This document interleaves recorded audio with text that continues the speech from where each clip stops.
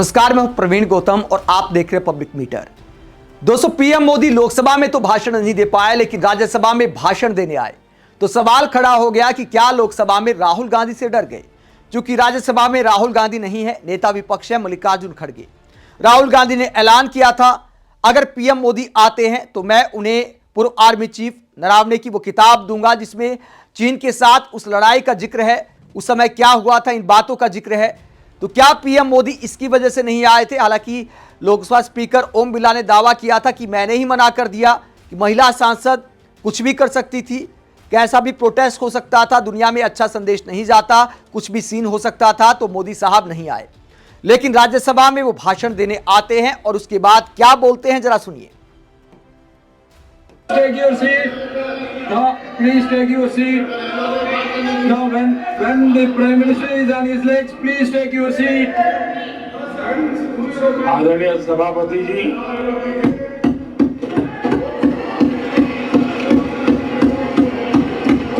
राष्ट्रपति जी के अभिभाषण पर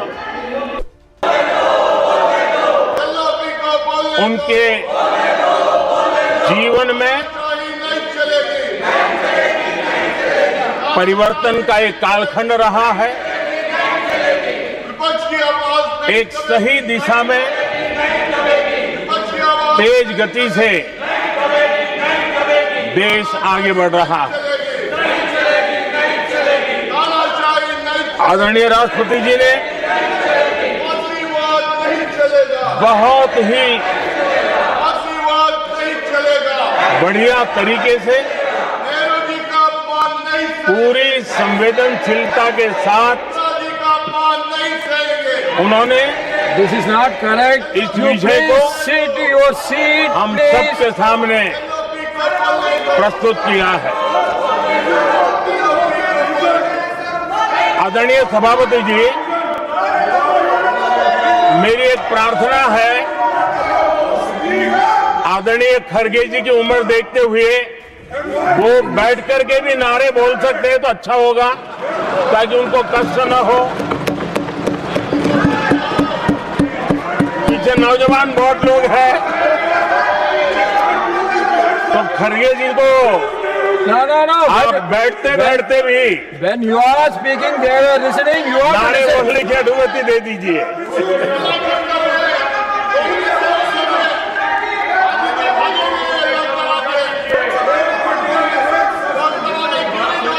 आदरणीय सभापति जी, राष्ट्रपति जी ने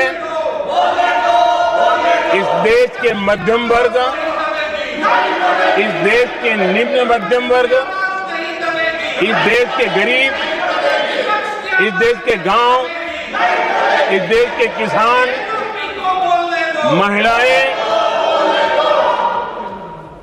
विज्ञान हो, प्रौद्योगिकी हो, कृषि हो, सभी विषयों को लेकर के बहुत ही विस्तार से भारत के प्रगति का एक स्वर संसद में गूंजा है।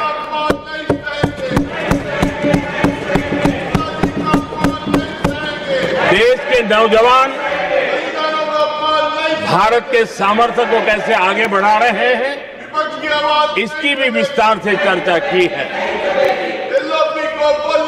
हर वर्ग के सामर्थ्य को उन्होंने शब्दांकित किया है।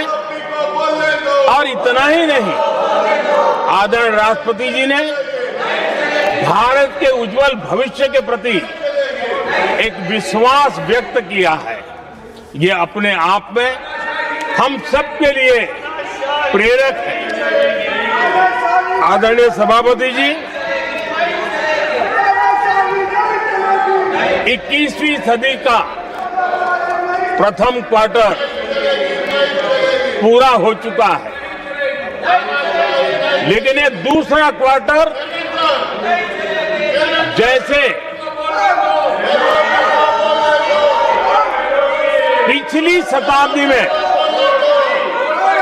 भारत की आजादी के जंग में दूसरा क्वार्टर बहुत ही निर्णायक बना था। मैं साफ साफ देख रहा हूं कि विकसित भारत के निर्माण की दिशा में ये दूसरा क्वार्टर भी उतना ही सामर्थ्यवान होने वाला है, उतना ही तेज गति से आगे बढ़ने वाला है। और इसलिए आदरणीय सभापति जी,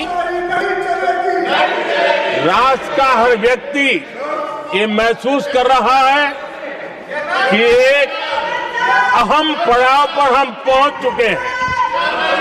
अब न हमें रुकना है, न हमें पीछे मुड़ करके देखना है। I will not go ahead to do what you are doing. आगे ही आगे देखना Please है, बैठिए। I am not going to let गति से you चलना now. है। You please बैठिए। और लक्ष्य को प्राप्त करके ही हमें सांस लेनी है, उस दिशा में हम आगे बढ़ रहे हैं। Nothing आदरणीय should go on सभापति record ji, except the Prime Minister's speech.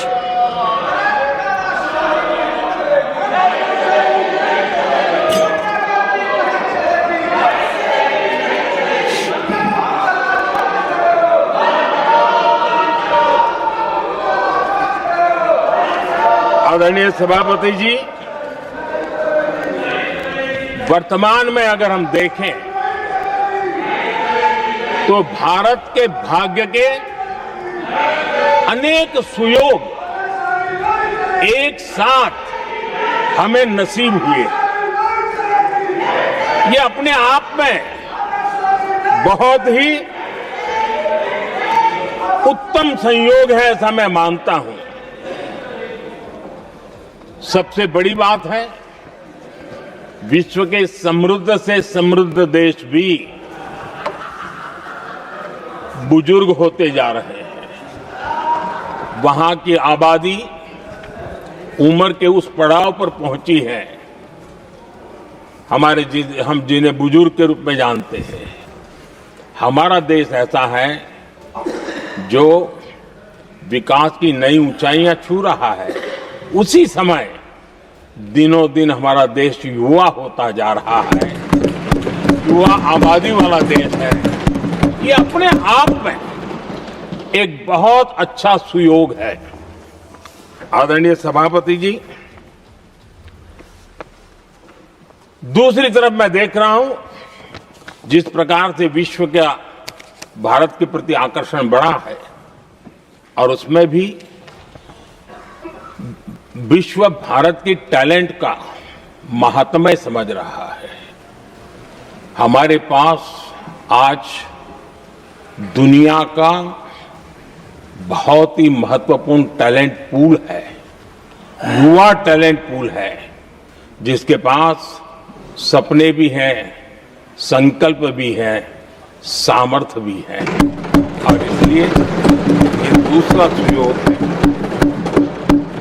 शक्ति का आशीर्वाद हमारे साथ है। आदरणीय सभापति जी, आज पूरा विश्व ग्लोबल साउथ की चर्चा करता है, लेकिन उस चर्चा के सूत्रधार के रूप में आज भारत वैश्विक मंचों पर ग्लोबल साउथ की बुलंद आवाज बन गया है।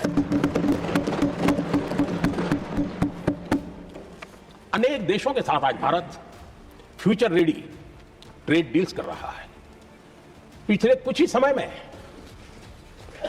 दुनिया के महत्वपूर्ण 9 बड़े देशों के साथ 9 बड़े हमारे ट्रेड डील हुए, और उसमें मदर ऑफ ऑल डील एक साथ 27 देशों के साथ, यूरोपियन यूनियन के साथ।